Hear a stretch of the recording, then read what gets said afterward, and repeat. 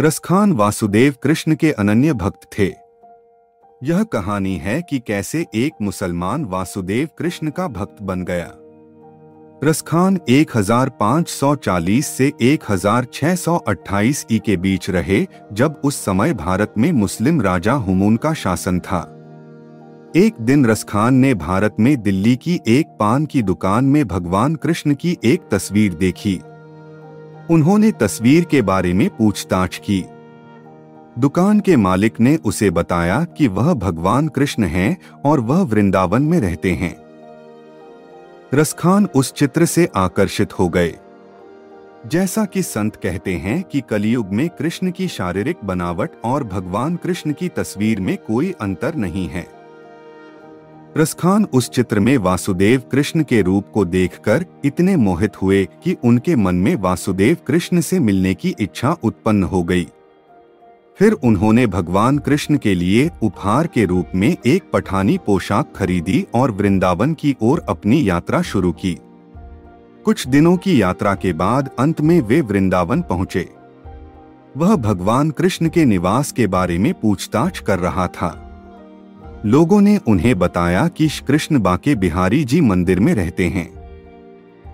वह शाम को वहां पहुंचा, लेकिन स्थानीय लोगों ने उसे मंदिर के अंदर नहीं जाने दिया क्योंकि वह धर्म से मुस्लिम था।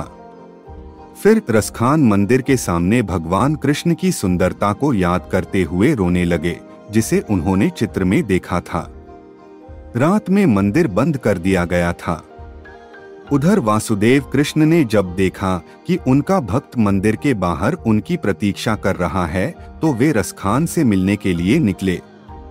रसखान ने फिर उसे वह पठानी पोशाक पहनने की पेशकश की जो वह अपने साथ लाया था, और फिर उसे वृंदावन के बगीचों में टहलने के लिए साथ दिया।